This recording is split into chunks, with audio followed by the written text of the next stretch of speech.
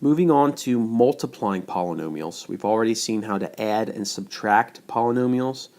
We just gathered like terms. We didn't change the exponents. But now we're going to multiply two polynomials. In this first example that I have here, we actually have something with one term, right? Just one term multiplying by a polynomial with three terms. So what we have here is a monomial times a polynomial. So this is a monomial times a polynomial. And the only thing we need to keep in mind here is something we've seen before, and that is the distributive property.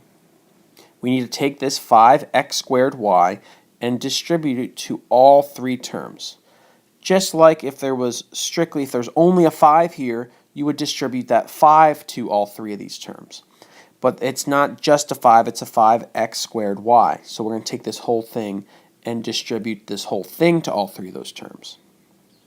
And what I'm going to use here is a little bit, something that might be a little different, but when we see more complicated examples, it'll make more sense. I'm going to draw a box here, and on the outside of the box, on the left side, I'm going to write the terms in the first polynomial, or in this case, this monomial. And at the top of the box, I'm going to write the terms of the other polynomial. And what I'm going to do here is just break this up. And now for each term that's on the left here, which is 1, we'll have that number of rows. So we have one row, and we have three terms in this polynomial, so that means we'll have 3 up top, meaning we'll have 3 columns. And now what we'll do is just multiply. We're going to fill in each one of these boxes. So what goes in here is just multiplying 5x squared y times 2x. So when you multiply those, you get 10x to the third y. And I'm just using my properties of exponents. Now in this box, I'm in the 5x squared y row, and I'm in the 3y column. So I'm going to multiply those, and I'm going to put that here. So that'll be 15x squared y squared. And really what this is doing, we're just distributing, but it's keeping it in a nice organized manner. It's allowing us to keep things organized, and when we do more complicated examples, that helps big time. So now finally I'm going to take 5x squared y, multiply it times negative 8y squared. I'll get a minus 40x squared y to the third. And now, once you have figured out what goes into each box here, the individual boxes, you just add all of them together. So when you add all those up, you get 10x to the third y plus 15x squared y squared minus 40x squared y to the third. And if at this step, if there's anything that needs to be simplified, if you can gather like terms, that's what you would want to do. And if you look at these, we don't have any of these variables here in each one of the terms. None of them match exactly, so we're not going to be gathering any like terms.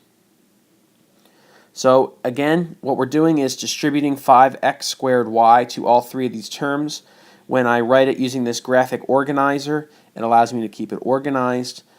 And you'll see probably in this next example why this method might make a little bit more sense. But really all we're doing when we're multiplying a monomial times a polynomial is just distributing. In this example, we're going to be multiplying a binomial times a trinomial. And instead of just thinking about what I'm going to have to distribute, which in this case I'll have to distribute the 2x to all three of the terms, and then 7 to all three of the terms. And instead of trying to keep that organized, I will be able to keep it organized by just using the graphic organizer or this box method. And I'm going to write the terms that are on the left polynomial. I'm going to write that on the left side. And the terms in the second polynomial I'm going to write up top. And depending on how many terms there are, you're going to have different size box here. So in this particular example, we're going to have 3 columns for each of the terms on the top and 2 rows for each of the terms on the left. And now in each one of these individual boxes, I'm going to multiply 2x times 3xy, and that's going to go here. 2x times 4y, that's going to go here. 2x times negative 2x, that's going to go here. So in this first box, I'll get 6x squared y, and I'm just using my properties of exponents to multiply these two monomials. 2x times 4y is 8xy, and 2x times negative 2x is a minus 4x squared. Now down below, I'm going to distribute 7 to all three of these terms, and I'm going to put them right here in these boxes to keep it organized. 7 times 3xy is 21xy. 7 times 4y is a 28y. And finally, 7 times negative 2x is a minus 14x. Now at this step, now that it's nice and organized, you can go back and you're going to want to add all these together. And now that it's organized, I'm going to mark the boxes that I know are they're going to combine. I can gather.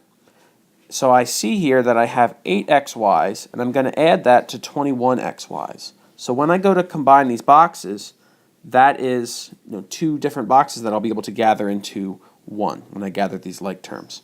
So when I add all these together, I'll get 6x squared y, that takes care of this box, plus, well, we have 8xy's and we're adding 21xy's. That's a total of 29xy's, so we can cancel those out. Minus 4x squared plus 28y, and then finally minus 14x. And when I multiplied these two terms, or these two, polynomials, a binomial times a trinomial, this is the polynomial that results. I get 1, 2, 3, 4, 5 term. I get a 5-term polynomial. You can see here why using this box method keeps things organized, because we can just think about each individual monomial times monomial when we're distributing, and then at the end trying to gather them.